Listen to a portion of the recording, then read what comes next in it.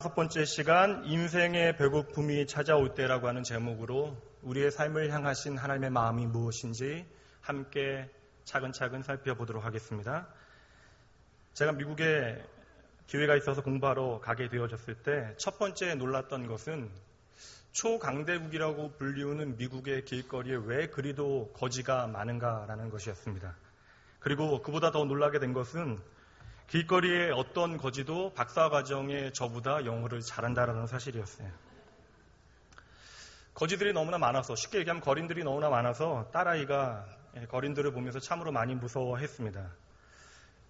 그분들은 돈을 안 주고 떠나는 차를 향하여 욕지거리를 하셨고요. 그리고 끝까지 따라다니면서 너는 100불이 넘는 옷을 입고 다니면서 동전 몇 개를 나한테 줄 여유도 없냐라고 계속해서 따지는 분들도 계셨습니다. 가끔 시내에 나가게 되면 더 많고 적극적인 거린들을 만나게 되는데요. 그분들 중에서는 간혹 피켓을 들고 다니는 분들이 계셨어요. 그 피켓에는 성경 말씀이 적혀져 있었습니다. 가서 내 소유를 팔아 가난한 자들에게 주라. 그리고 이런 피켓을 들고 다니는 분들은 말씀이 없으세요. 매서운 눈초리로 피켓을 한번 쳐다보고 저를 쳐다보십니다. 속으로 계속 저를 쳐다보시면 혹시 내가 목사인 걸 아는 건 아닌가라는 생각이 들기도 합니다. 그분들에게 몇 번 주머니를 털린 적도 있습니다. 많은 분들이 미국에 대하여 여러 가지 선입견이나 나쁜 생각들도 있을 수 있지만 여전히 미국을 향하여 기회와 꿈의 나라라고 생각하시는 분들이 많으십니다. 그런데 그곳에서 잠시의 시간을 보내면서 느낀 것은 생각하는 것보다 미국은 적과 꿀이 흐르는 기회의 땅이 아니라는 생각이 여러 번 들었습니다. 여러분, 오늘 본문의 말씀에 보면요, 아브라함이 등장합니다. 아브라함은 본디 갈대아 우르 사람이에요. 다시 말하면 유프라테스 강과 티그리스 강 사이에 아주 비옥한 토지지대, 특별히 메소포타미아 지역에서 아브라함은 살았습니다. 여러분 잘 아시는 대로 메소포타미아는 고대 문명을 꽃피웠던 지역이잖아요.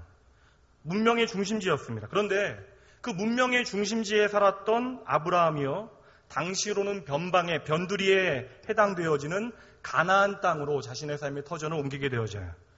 여러분, 이것은 진정 엄청난 결단입니다. 한번 바꾸어 생각해 보십시오. 우리라면 선뜻 그러한 결정을 하실 수 있겠어요? 히브리서 11장 8절 말씀을 보면요, 아브라함은 갈 바를 알지 못하고 나아갔다라고 말씀하고 있어요. 결코 쉬운 결정이 아닙니다. 아브라함이 그렇게 말도 안 되는 결단을 내린 것은 단 한 가지의 이유 때문입니다. 자신을 찾아오신 하나님을 만나고 그 하나님의 약속을 받았기 때문에 그러한 것이에요. 그 하나님의 말씀을 믿고 아브라함은 하나님께 가라고 명하신 가나안 땅, 그 약속의 땅을 가슴에 품고 자신의 터전을 떠나서 마침내 가나안 땅에 도착하게 되어집니다. 오늘 본문의 내용이 바로 그 내용이에요. 여러분, 하나님께서 아브라함을 찾아오셔서 하셨던 약속의 말씀이 무엇이었습니까? 너와 너의 자손들에게 이 땅을 반드시 주고 너와 너의 자손이 큰 나라를 이루게 하겠다. 너로 하여금 복의 근원이 되게 하겠다라는 약속을 아브라함에게 하셨다라는 거예요. 그런데 약속의 땅에 도착해 보니까요, 이미 가나안 족속들이 살고 있었다라는 것입니다. 게다가 거기에는 하나님을 경외하지 않는 우상의 신전들이 세워져 있었습니다. 그럼에도 아브라함은 실망치 않고요, 하나님의 약속을 굳게 믿고 제단을 쌓고 하나님을 예배하는 삶을 살았습니다. 지금 당장은 아니지만 세월이 흐르게 되어지면 좋은 기회를 얻게 되어질 것이고 재산도 점점 많아지게 되어지면 내가 조금씩 땅을 사서 그 땅을 차지하게 되면 되지 않을까라는 생각이 아브라함에게 있었겠죠. 그런데요, 여러분, 약속의 땅 가나안에 도착하자마자 얼마 지나지 않아서 갑자기 그 땅에 기근이 찾아오게 되어집니다. 그나마 내가 살던 고향에는 강이라도 있어서 그 강물로 농사라도 지어 먹으면 되는데 이 땅은요, 비가 내리지 않으면 농사도 지을 수 없는 땅입니다. 땅이 쩍쩍 갈라지고 농작물이 죽어갑니다. 양들과 약대들을 먹일 수 있는 물조차 부족하게 되어져요. 자신이 살던 자신의 옛 고향보다 좋은 것이 하나도 없습니다. 아브라함은 지금 홀로 이 땅에 온 것이 아닙니다. 자신의 가족뿐만 아니라 친척들과 많은 일꾼들을 데리고 내려온 것이에요. 혼자라면 어찌 살아볼 터인데 딸린 식구들이 많으니 정말 걱정은 더 많아지고 그 마음이 심히 답답했을 것입니다. 이처럼 하나님의 약속을 받고 하나님의 축복을 기대하였던 아브라함에게 인생의 배고픔, 인생의 기근이 찾아온 것입니다. 게다가 하나님께서 떠나라 하셔서 그 말씀 의지하여 떠났는데 하필 그곳에 기근이 닥쳐온 거예요. 여러분, 솔직하게 이러한 상황 가운데 우리의 마음에 찾아오는 의문이 무엇입니까? 약속의 땅에도 기근이 오는가? 좀 더 쉽게 풀어보면 이렇습니다. 하나님을 바라보고 하나님께 순종하는 사람들에게도 어려움이, 역경이 닥칠 수 있는가? 그렇다면 하나님의 말씀에 순종하는 우리가 손해를 보는 것은 아닌가라는 마음이 우리의 마음 구석에 있잖아요. 한 권사님께서 동네 이웃을 전도하셨어요. 오랫동안 몸이 편찮으셨던 그 동네분은 교회 가서 한번 기도 같이 해보자. 예수 믿으면 병이 낫는다라는 이야기를 듣고 가난한 마음으로 병이 낫는다니 교회에 가게 됐어요. 그리고 병이 낫게 되어졌습니다. 그런데 조금 지나니까요, 그 권사님을 피해 그분이 더 이상 교회에 나오지 않게 되어진 것입니다. 계속 연락을 하고 찾아가도 만날 수 없었는데 어느 날 문자가 하나 온 거예요. 문자의 내용이 이렇습니다. 이제 내가 아픈 곳이 없으니 조금 쉬었다가 어디가 다시 아프면 교회에 다시 나가겠다는 문자였어요. 몸이 더 이상 아프지 않으니 교회 나갈 필요가 없다라고 생각하신 것입니다. 그분께는 교회는요, 병원과 같은 곳이었어요. 병원은 아프지 않은 사람들에게는 필요가 없는 곳이잖아요. 이렇게 많은 사람들이 예수를 믿는다는 것에 대하여 오해하고 있습니다. 물론 여러분, 예수를 믿으면요, 불행 끝, 행복 시작입니다. 그러나 여러분, 성경이 보여주고 있는 행복의 기준은 세상의 이해와는 조금은 다른 기준을 우리에게 보여주고 있다는 거예요. 인생을 향한 하나님의 마음을 우리가 놓치게 되어지면 우리의 행복과 불행의 기준을 오해하게 되어진다는 것입니다. 우리들도 신앙생활을 열심히 하고 교회 열심히 봉사를 하게 되어지면 하나님께서 우리에게 많은 복을 주실 것이라는 기대를 하게 됩니다. 그리고 하나님께서 우리의 삶에 많은 것들을 허락하셨기에 오늘 우리는 이렇게 모여 하나님의 은혜를 고백하고 찬양하고 있는 것이죠. 그런데 어느 날 갑자기 아브라함에게 기근이 찾아온 것처럼 우리에게도 원치 않는 기근이 찾아올 때가 있다라는 거예요. 여러분들께서 여러분의 삶 가운데 경험하셨던 기근 가운데 가장 견디기 힘들었던 기근은 어떠한 것이었습니까? 잘 되던 사업에 어려움이 찾아오셨습니까? 믿었던 사람에게 사기를 당하거나 잘 다니던 직장에서 갑자기 해고를 당하셨어요? 말 잘 듣던 자식이 갑자기 말을 안 듣기 시작하고 남편 또는 아내가 속을 썩이기 시작하고 몸은 여러 가지 질병으로 고통을 당하게 되셨습니까? 혹은 말할 수 없는 억울한 비방과 핍박을 당하게 되셨습니까? 또 어떠한 분은요, 여러 가지 기근이 동시에 찾아와 말할 수 없는 고통 가운데 아파하시는 분들도 계실 것입니다. 이처럼 하나님을 믿는다라고 하는 믿음의 백성들에게도 어느 날 갑자기 기근이 찾아올 수 있다라는 거예요. 게다가 아브라함처럼 열심히 제단을 쌓고 하나님을 열심히 예배하는 삶을 살았는데도 때때로 우리의 삶에 기근이 찾아오게 되어지면 우리는 그 순간에 당황하게 되어집니다. 오늘은요, 우리의 인생 가운데 감당기 어려운 현실, 특별히 일용할 양식과 당장의 미래를 걱정해야 하는 기근의 문제들로 우리의 인생이 얽히고 설키게 되었을 때 우리가 반드시 기억해야 하는 두 가지를 함께 살펴보도록 하겠습니다. 여러분, 첫 번째 기억하십시오. 약속의 땅에서 당하는 기근은 절대 저주가 아닙니다. 기근을 만난 아브라함 역시요, 내가 약속의 땅에 계속해서 머물 것인가 아니면 가나안을 떠나 다른 곳으로 가야 할 것인가에 대하여 고민하게 되어집니다. 그렇다면 여러분, 그의 인생에 예기치 않은 기근을 만나게 되어졌던 아브라함의 선택이 무엇이었어요? 10절 말씀에 기록되어 있습니다. 여러분, 제가 읽어드립니다. 그 땅에 기근이 들었으므로 아브라함이 애굽에 거류하려고 그리로 내려갔으니 이는 그 땅에 기근이 심하였기 때문이다.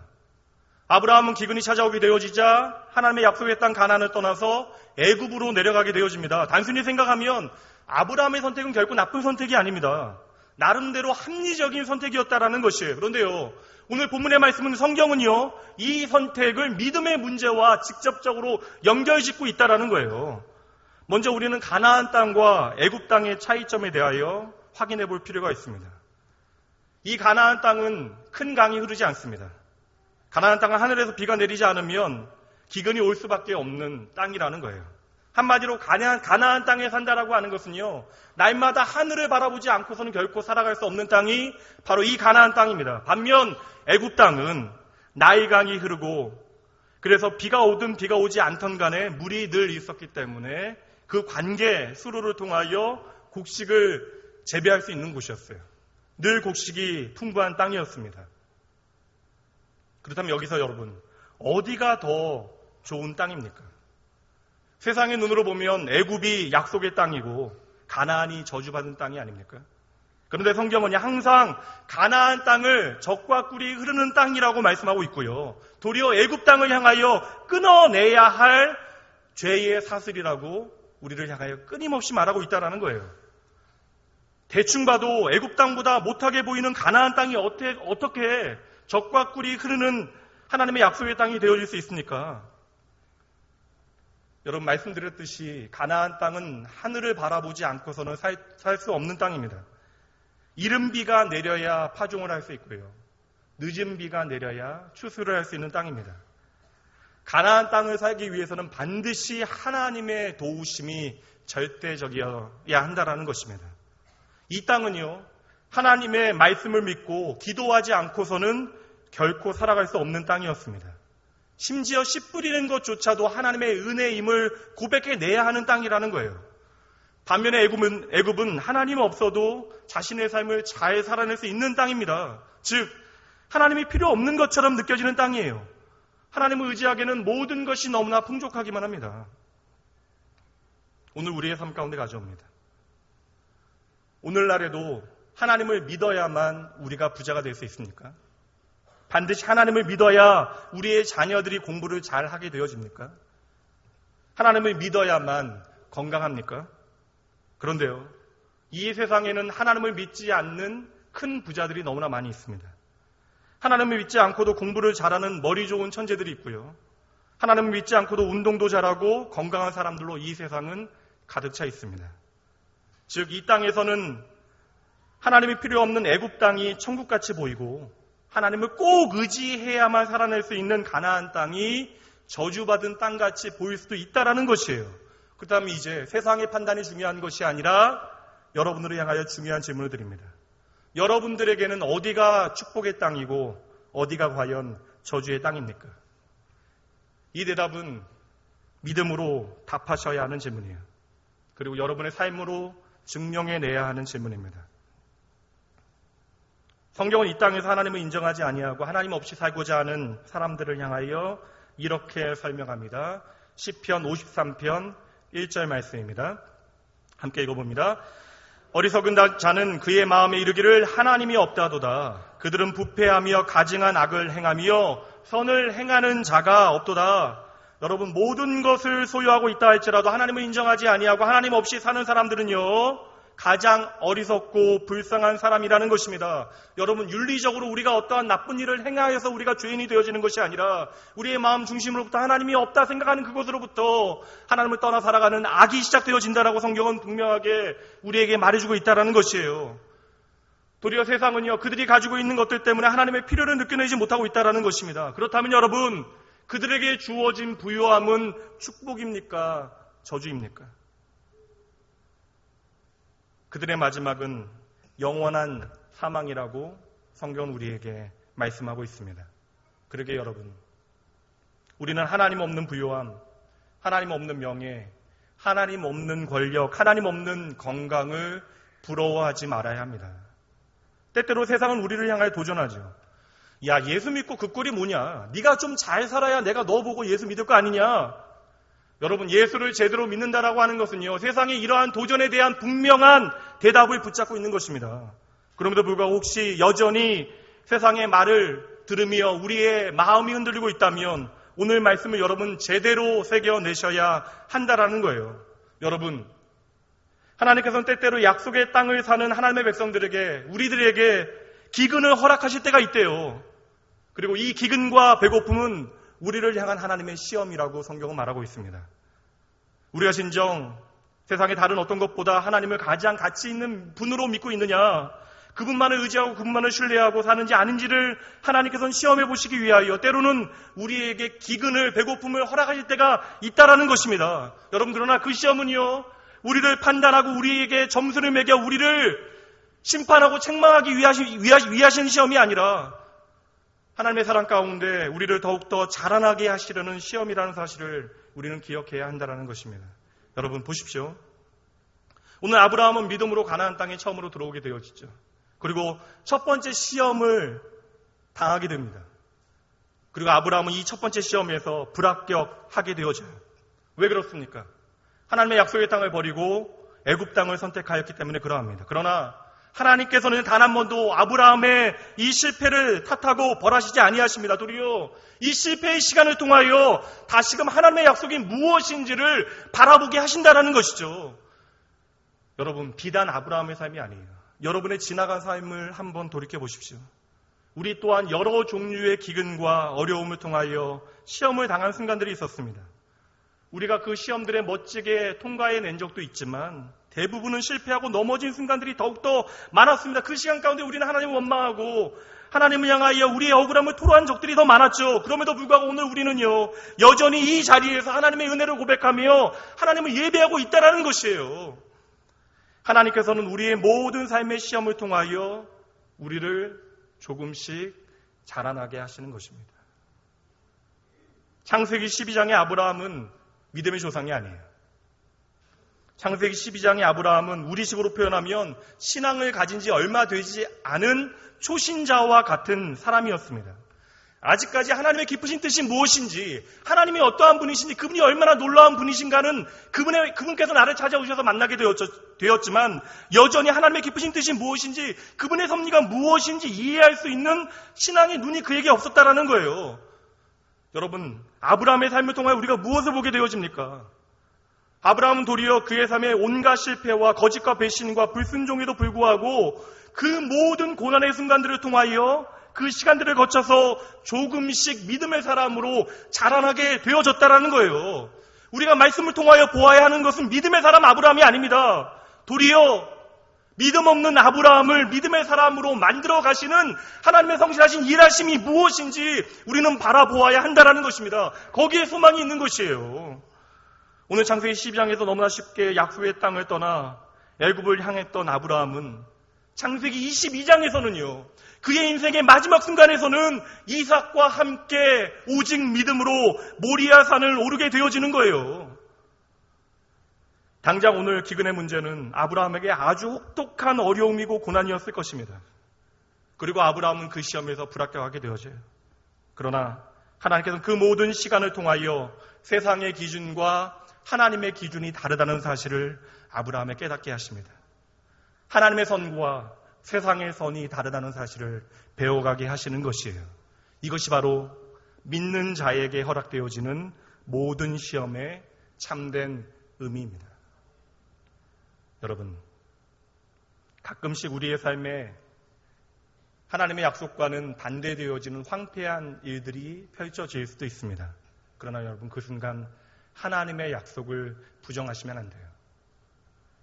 그 순간 도리어 여러분들은 더욱더 굳세게 하나님의 약속을 붙잡으셔야 합니다. 언제 어디서 그 약속이 이루어질지는 철저하게 하나님의 주권에 달려있는 문제입니다. 다만 우리가 할 일이 무엇이겠어요?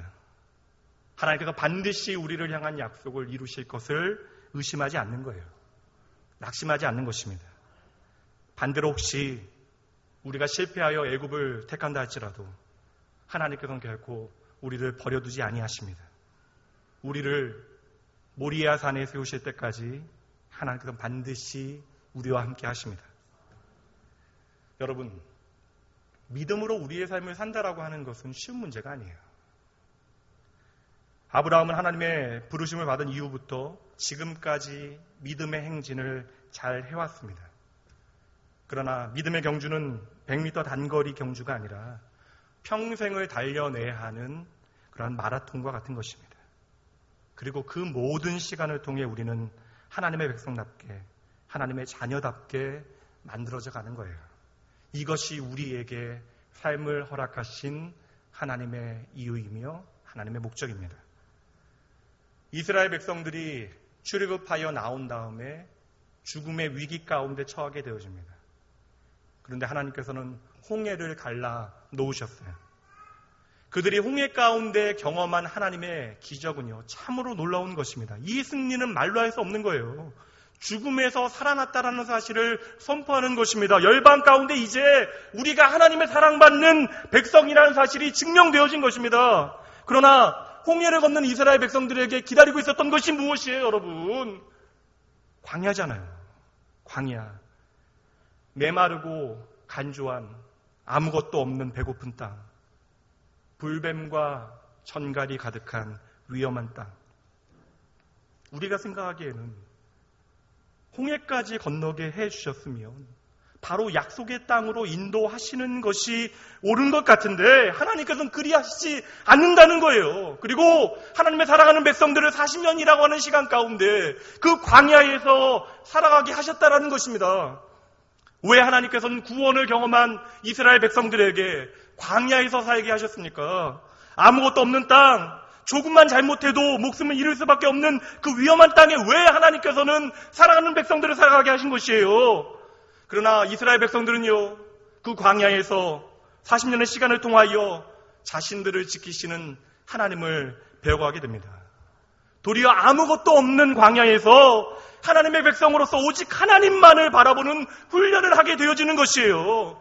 그들은 그 광야에서 날마다 하나님의 구원이 무엇인지를 경험하게 되어집니다. 그렇다면 여러분 대답하셔야 돼요. 이 광야의 시간이 하나님의 백성들에겐 저주입니까? 아니면 축복입니까? 마찬가지예요. 아브라함이 가나안 땅에 들어온 것은 결코 끝이 아닙니다. 이 약속의 땅에도 기근이 찾아올 수 있어요. 그러나 이 기근은요, 아브라함에게는 전혀 다른 의미를 갖게 되어집니다.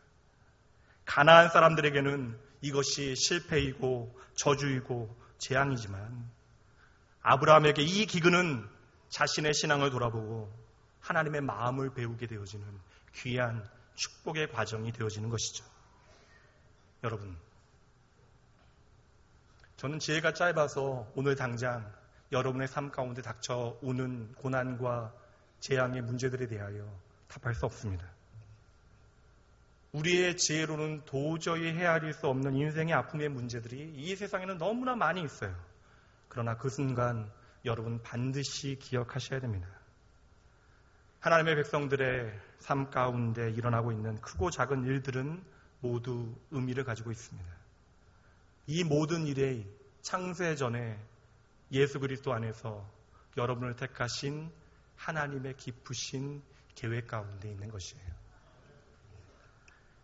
우리가 어떤 기회에 하나님의 은혜를 경험하고 그것에 대하여 감사드리는 것은 어려운 일이 아닙니다. 그런데 여러분, 믿음의 경주는 한 번의 사건과 한 번의 경험을 통하여 끝나는 것이 아니라 우리의 평생에 걸쳐서 계속되어지는 것입니다. 여러분, 우리에게 기근이라고 하는 것은, 이 배고픔이라고 하는 것은 하나님의 섭리를 보게 만드는 축복의 창문이 되어짐을 반드시 기억하십시오. 우리는 이 모든 시간들을 통하여 끝끝내 바울 사도와 동일한 고백을 하게 되어질 거예요. 로마서 8장 35절 말씀부터입니다. 누가 우리를 그리스도의 사랑에서 끊으리요? 환난이나 곤고나 박해나 기근이나 적신이나 위험이나 칼이랴. 30절 말씀 함께 읽어주시죠. 그러나 이 모든 일에 우리를 사랑하시는 이로 말미암아 우리가 넉넉히 이기느니라. 이어서 우리 고백합니다. 내가 확신하노니 사망이나 생명이나 천사들이나 권세자들이나 현재일이나 장래일이나 능력이나 높음이나 깊음이나 다른 어떤 피조물이라도 우리를 우리 주 그리스도 예수 안에 있는 하나님의 사랑에서 끊을 수 없으리라. 여러분, 믿음의 사람들이 어찌 세상을 향하여 담대할 수 있는지를 기억하셔야 됩니다. 이 시간 양옆에 있는 분들과 함께 축복하며 나눠보시죠. 하나님의 사랑은 영원합니다. 남편하고 아내분들은 더 나누기 좋잖아요. 당신의 사랑은 유한하지만 하나님의 사랑은 영원합니다. 그러면 이번에는 다시 한번 반대편에 있는 분들과 함께 고백해 볼까요? 그러기에 기근조차도 우리에겐 축복입니다. 두 번째, 여러분 결코 잊지 마십시오. 우리는 언제든지 그러므로 약속의 땅으로 다시 돌아가면 되는 거예요. 아브라함이 기근을 만나게 되어 어쩔 수 없이 약속의 땅을 떠난 것처럼 보입니다. 그런데 여러분, 오늘 본문의 말씀 성경을요 자세히 살펴보면 아브라함은 기근이 생기기 전에 먼저 점점 남쪽으로 그의 삶의 터전을 옮겨갔다라는 사실을 보게 되어집니다. 그 말씀 9절부터 계속 되어지고 있어요. 아브라함 이미 기근이 찾아오기 전에 자신의 목축을 하기 좋은 땅을 향하여 조금씩 남쪽으로 애굽을 향하여 이동하고 있었다라는 것입니다. 정말 순전하게 하나님을 바라보는 사람들에게도 때론 시련이 닥쳐올 수 있어요. 그러나 정말 순전하게 하나님만을 바라보는 사람에게 시련은 도리어 그의 믿음을 보여주는 시금석이 되어집니다. 도리어 그 시련의 순간들을 통하여 변함없이 내가 하나님을 의지하고 있다는 사실을, 하나님의 신실함을 바라보고 있다는 사실을 믿음으로 고백해내기 때문에 그러한 것이에요. 그러기에 그 믿음의 사람들에게는 그 시련의 시간이, 그 어두움의 시간이 그의 믿음이 찬란하게 빛나는 순간들이 되어지는 것입니다. 그의 시련의 순간이 도리어 하나님을 향한 예배가 되어지는 것이에요. 그러나 반대로 오늘 창세기 12장의 아브라함은 아직 하나님의 섭리와 깊으신 뜻이 무엇인지 이해하기 어려웠어요. 그래서 환경을 따라서 자신의 자리를 끊임없이 옮겨갔던 것이에요. 계속해서 애굽을 향하여 남쪽으로 내려가고 있습니다. 그리고는 끝내 애굽에 가까운 그 땅에서 기근을 만나게 되어지자 즉각적으로 애굽으로 이주하게 되어지죠. 처음에는 아주 애굽으로 떠나겠다라는 마음이 아니었습니다. 10절 말씀을 보면요, 그 땅에 기근이 들었으므로 아브라함이 애굽에 거류하려고 그리로 내려갔다라고 말하고 있습니다. 여기서 거류하다라고 하는 단어는요, 잠시 머물러 살다라고 하는 것을 의미하는 거예요. 그러니까 아브라함이 애굽으로 갈 때에 아브라함은 하나님을 내가 완전히 떠나는 것이 아니라 잠시 이 환경의 문제, 기근의 문제, 배고픔의 문제를 해결하기 위하여 내려가는 것이라고 아브라함은 생각했다라는 거예요. 그러나 여러분, 이것은 단순히 기근의 문제를 피해서 내려간 것이 아닙니다. 아브라함은 내가 어려울 때 나의 도움이 어디서 오는가에 대한 대답으로 애굽을 선택한 것입니다. 그러기에 세상의 시선으로는 아브라함의 판단이 지혜로운 선택이었지만 하나님의 시선에서는 이것이 불신앙이었던 것이죠. 어느새 아브라함은 자신을 가나안 땅으로 보내신 하나님의 마음을 놓치게 되어진 것이에요. 자신이 살았던 메소포타미아의 그 화려한 생활들을 접어두고 이제는 하늘만 바라보고 살 수밖에 없는 가나안에 보내신 하나님의 마음을 놓치게 되어지니까 자신의 삶 가운데 닥쳐오는 모든 문제들을 세상의 관점과 세상의 시선을 따라 바라보게 되어지는 것이에요. 그러다 보니까 염려와 걱정이 많아질 수밖에 없죠. 더 쉽게 단순하게 표현하면 먹고 사는 일 때문에 하나님의 약속을 접어두게 되어졌던 것입니다. 우선순위의 문제가 바뀌게 되어진 거예요. 그의 가치가 바뀌어진 것입니다. 여러분, 세월이 흘러도 결코 변하지 않는 신앙의 원칙이 있습니다. 그것은 바로 하나님께서는 결코 그의 사랑하는 백성들을 버리지 아니하신다라는 것입니다. 그래서 날마다 인격적으로 하나님을 만나고 하나님을 신뢰하고 하나님의 사랑에 붙들려 사는 사람들은요, 인생의 기근이 자신을 찾아오는 그 순간에 오히려 그것 때문에 하나님 아버지의 품으로 더 파고들게 되어지는 거예요. 그 순간에 하나님의 날개 그늘 아래로 피하게 되어지는 것입니다. 그래서 믿음의 사람들에게 인생의 기근은 더욱더 하나님을 찾게 만드는 기회가 되어지고요, 그 시간은 하나님의 사랑을 더 깊이 경험하게 되어지는 은혜의 순간이 되어지는 것이죠. 그러나 마음에서 하나님과의 인격적인 교제의 기쁨이 사라지고 말씀과 기도 가운데 하나님의 마음을 깨닫는 은혜가 희미해진 사람은 그 모든 시련 속에서 하나님께서 폭풍과 같이 말씀하신다 할지라도 하나님을 바라보지 못하게 되어집니다. 크신 하나님께서 내 앞에 계심에도 불구하고 내 삶에 하나님은 더 이상 없다라고 말하게 되어지는 거예요. 이처럼 우리의 신앙의 실력은 결국 인생의 기근이 이르게 되어질 때 드러나게 되는 것입니다. 오늘날에도 많은 사람들이 남방으로 내려간 아브라함과 같은 선택을 하며 살아갑니다. 현실적으로는 충분히 이해가 되어지는 거예요. 보다 좋은 환경, 더 많은 이익을 남길 수 있는 자리, 좀 더 편안한 삶을 살 수 있는 곳을 찾아가는 것은 당연한 선택이에요. 내가 살고 있는 것이 황폐해졌는데 더 이상 나의 삶의 터전이 되어지지 못하는데 그 자리를 계속해서 지키는 것은 지혜로운 것이 아닙니다. 따라서 살아가기에 좀 더 좋은 조건을 따라서 쫓아서 남쪽으로 이동한 아브라함의 선택은요, 충분히 공감이 되어지는 거예요. 그러나 여러분, 아브라함은 하나님의 사람입니다. 결코 부인할 수 없는 하나님의 부르심과 약속을 받은 하나님 나라의 백성이에요. 그렇다면 여러분, 세상과는 그 기준이 달라야 한다는 거예요. 약속의 땅을 사는 하나님의 백성은 약속의 땅을 떠나서 누리게 되어지는 부유함보다 약속의 땅에서 받는 고난을 즐거워하는 사람입니다. 오늘 아브라함의 문제는 여러분, 기근의 문제, 배고픔의 문제, 환경의 문제가 전부가 아니에요. 그것으로부터 시작되어지고 있는 것이 아닙니다. 하나님께서 보이시고 있는 아브라함의 문제가 무엇이에요? 아브라함이 어느새 그의 마음 가운데 하나님의 부르심과 하나님의 약속을 잊어버리고 그 약속의 땅을 너무나 쉽게 떠나갔다라는 것이 문제가 되어지는 것입니다. 성도 여러분, 그렇다면 다시 한번 질문합니다. 무엇이 진정 축복입니까? 약속의 땅을 떠나서 누리게 되어지는 부요함과 약속의 땅에서 받게 되어지는 시련 가운데 여러분들은 무엇을 선택하시겠습니까?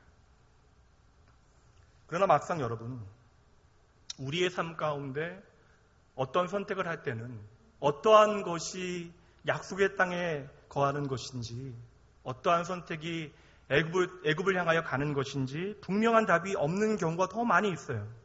그러기에 우리는 날마다 기도를 통하여 하나님께 지혜를 구해야 하겠죠. 그러나 여러분, 여기서 중요한 것은요, 우리가 무엇을 선택하느냐의 문제보다 더 중요한 문제가 있다는 것입니다. 우리가 무엇을 선택하느냐보다 더 중요한 것은 모든 문제의 중심에 과연 하나님께서 서 계시느냐, 이것이 가장 중요한 문제라는 것이죠. 어떠한 문제 앞에서도 하나님께 먼저 나아가느냐, 이것이 오늘 본문의 말씀이 우리에게 던지고 있는 가장 핵심적인 질문이라는 것입니다. 여러분, 이 땅에서의 우리의 삶의 모양은 다들 다르지만요, 우리에게 주어진 삶의 시간의 목적은 동일합니다.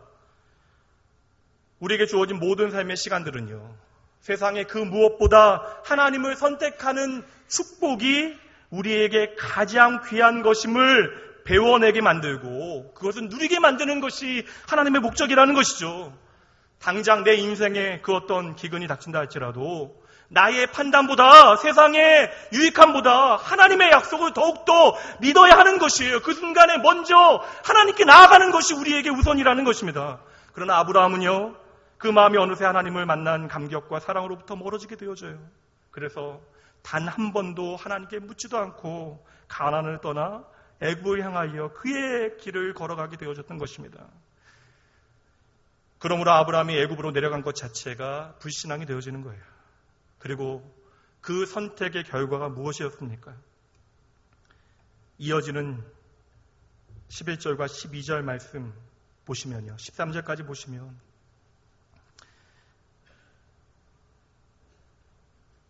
아내를 누이라고 이방인들에게, 애굽 사람에게 거짓말하게 되어지는 거예요. 기근을 피해갔는데 아내를 잃고 생명을 빼앗길 위기를 만나게 되어집니다. 하나님의 백성이 밑바닥까지 추락하는 모습을 우리에게 보여주는 거예요. 여러분, 이것은요, 단지 남편과 아내 사이의 문제가 아닙니다. 기억하시죠? 하나님께서는 아브라함과 그의 아내 사례를 통하여 하나님의 약속을 이루시겠다라고 약속하셨어요.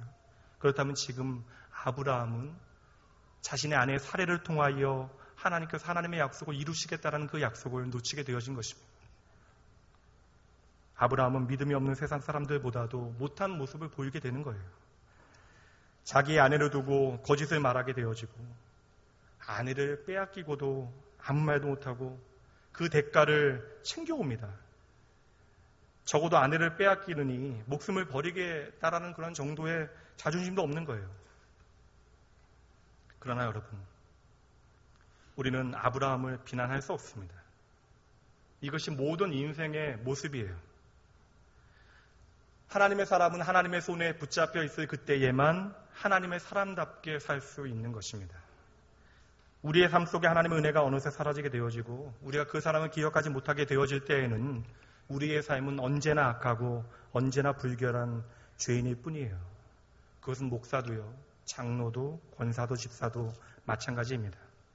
그토록 하나님을 열렬히 사랑했던 사람들도 하나님의 사랑을 잊게 되어지면, 그 은혜 앞에 자신을 비추어내지 못하게 되어지면 세상 가운데 세상보다 더 담대하게 범죄하게 되어지는 것입니다. 여러분 반드시 기억하셔야 돼요. 오늘 우리는 우리의 실력으로 이 자리에 있는 것이 아닙니다. 오직 예수 그리스도의 십자가의 은혜로 우리는 이 자리에 있는 것이에요. 우리가 하나님의 백성, 하나님의 자녀라 칭함받는 것도 우리의 믿음 그 어떤 실력 때문이 아니라는 것입니다. 나의 유익만을 구하는 순간순간의 정욕과 죄악된 본성이 우리 안에 꿈틀꿈틀거리고 있다는 거예요. 이것이 우리의 본성입니다. 그러게 우리는 날마다 우리의 본성의 악함을 깨닫고 하나님의 사랑의 손길에 붙잡히고 하나님의 은혜의 품속으로 더 깊이 파고들어야 하는 존재라는 것입니다. 여러분, 매 예배의 순간들을 통하여 내가 한 일을 자랑하실 필요가 없어요.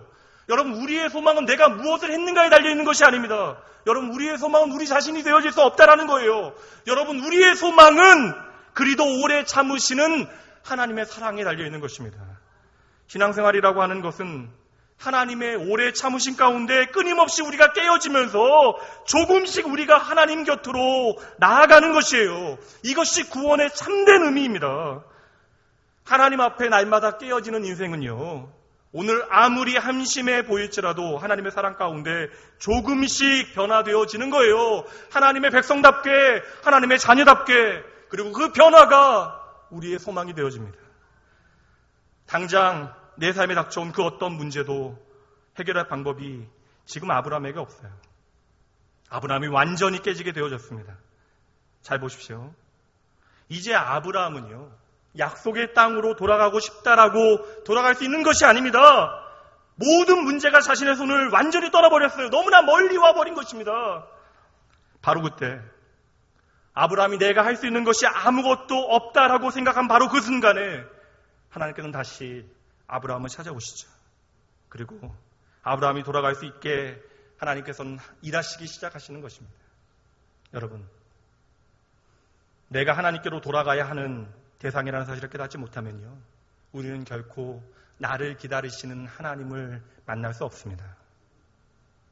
그러기에 우리는 날마다 탕자와 같이 나의 문제를 깨닫고 나의 영적인 결핍을 처절하게 느끼고 먼저 내 옷을 찢으며 하나님 앞에 울어야 하는 것이에요. 나를 날마다 돌이켜 하나님께로 돌아가야 하는 것입니다. 이제 하나님 완전히 떠나버린 이스라엘 백성들을 향한 호세아 선지자의 마지막 외침이에요. 호세아 6장 1절 말씀입니다. 이 말씀을 통하여 호세아는 하나님의 마음을 우리에게 전하여 줍니다. 함께 읽어봅니다. 오라, 우리가 여호와께로 돌아가자. 여호와께서 우리를 찢으셨으나 도로 낫게 하실 것이요, 우리를 치셨으나 싸매어 주실 것임이라. 여러분, 오늘 우리가 경험하게 되어지는 답답한 현실과 눈앞에 닥친 현실의 문제가 전부가 아니라는 것이에요. 우리의 병든 영혼과 하나님을 향한 무딘 마음과 길고 긴 신앙의 권태기가 우리의 삶의 문제라는 것입니다. 이제 제대로 보셔야 한다는 거예요. 나의 찢겨지고 흩어진 마음을 회복시키시고 온전케 하실 분은 오직 하나님뿐이라는 사실을 우리는 반드시 기억해내야 하는 것입니다. 이것이 믿음이에요. 이제 아브라함은 바로의 손에서부터 벗어나게 되어집니다. 하나님의 은혜예요. 그리고 아브라함은 애굽을 떠나 약속의 땅으로 돌아가게 되어져요. 이제 13장 말씀으로부터는 계속해서 약속의 땅을 향하여 올라가고 있는 아브라함을 보여주고 있습니다. 여러분, 있어야 할 자리로 올라가는 것은요, 돌아가는 것은 참으로 아름다운 일이에요. 왜 우리가 날마다 말씀과 기도를 통하여 우리의 삶을 비추어 보아야 합니까? 돌아가야 할 때를 깨닫기 위해서요. 돌아가야 할 때를 깨달은 탕자는요, 현실은 돼지 우리 가운데 먹을 것이 없어 죽게 되어졌을지라도 더 이상 죽을 수 없습니다. 더 이상 탕자가 아니에요. 돌아가야 한다는 사실을 깨달았기 때문에 그러합니다. 진짜 문제는요, 아버지 곁에 있음에도 불구하고 내가 아버지를 떠나 있다는 사실을 깨닫지 못한 첫째 아들이 문제입니다.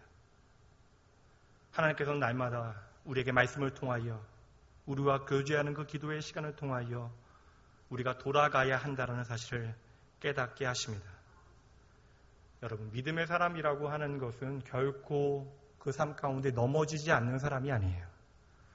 넘어지는 그 순간 내가 돌아가야 할 곳이 어디인가를 아는 사람이 믿음의 사람입니다. 그러기에 믿음의 사람은 회복의 순간이 빨리 찾아오는 사람이, 회복의 능력이 빠른 사람이 바로 믿음의 사람이라는 것입니다. 창세기 13장 2절 말씀 보시죠.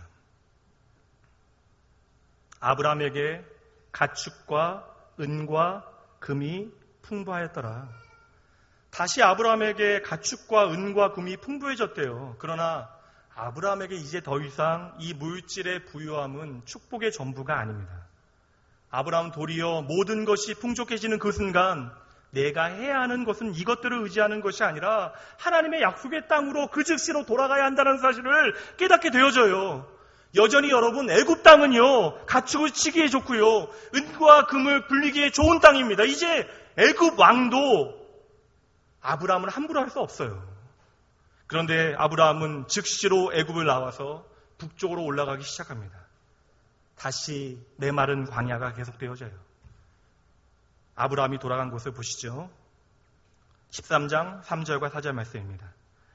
그가 네게브에서부터, 네게브라고 하는 것은 여러분 남쪽 지역이라는 뜻입니다. 이 네게브라고 하는 지역은요, 바로 애굽 옆에 있는 남방 지역이에요. 그가 네게브로부터 길을 떠나 베델에 이르며 베델과 아이 사이 곧 전에 장막 쳤던 곳에 이르니 그가 처음으로 제단을 쌓은 곳이라 그가 거기서 함께 있습니다.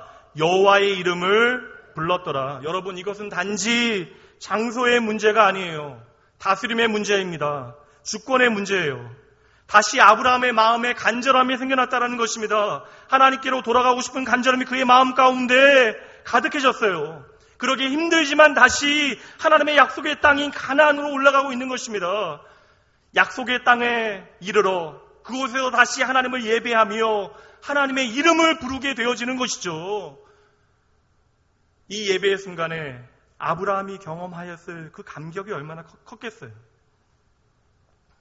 아브라함이 하나님의 부르심과 약속을 다시 깨닫고 예배의 자리에서 하나님 앞에 엎드려 신음소리와 같이 내뱉었던 첫 번째 마디가 무엇이었어요? 주님, 주여, 하나님의 이름이었다라는 것입니다. 하나님의 약속을 잊고 하나님을 떠나간 지난날 제 한 몸 살리기 위하여 아내까지 팔았던 자신이 얼마나 한심하였겠습니까? 하나님의 백성도 하나님을 의지하는 신앙을 버리게 되어지면 쓰레기만도 못한 인생으로 전락할 수밖에 없다는 사실을 아브라함이 깨닫게 되어진 것입니다. 그리고 내가 그러함에도 불구하고 나에게 신실하셨던 하나님의 은혜에 대한 감격의 탄성이 아브라함의 입술을 통하여 하나님께 이 시간에 고백되어졌을 것이에요. 여러분, 우리가 때때로 말도 안 되는 삶을 살아가는 그 순간에도 나의 나된 것이 하나님의 은혜라고 고백할 수 있다라고 하면 우리에게 그 어떤 절망도 절망으로 끝날 수가 없는 것입니다. 바로 이러한 탄성과 이러한 감격이 바로 믿음의 능력이라는 것이죠. 그래서 아버지 품에 안겨서 목 놓아 울었던 탕자의 울음이 오늘 이 시간에 우리에게도 여전히 있어야 하는 것입니다. 성도 여러분, 말씀을 마칩니다. 약속의 땅에도 하나님의 자녀된 우리의 삶에도 기근이 올 수 있습니다. 그러나 우리는 그 시간들을 통하여 하나님의 마음을 반드시 배워내게 될 거예요. 그 모든 시간들을 통하여 우리의 인생이 하나님의 손에 들려 있다는 사실을 우리는 깨우치게 되어질 것입니다. 그 기근의 시간은 언제나 우리가 하나님의 감당 못할 사랑 안에 있다는 사실을 다시금 확신하게 하는 놀라운 은혜의 시간이 되어질 것이에요. 반드시 기억하십시오. 우리의 인생에 원치 않는 기근의 때에 우리는 다시 아버지 품으로 돌아가기만 하면 됩니다. 모든 끝은 아버지 안에서는 새로운 시작이 되어집니다. 신함께 찬양합니다.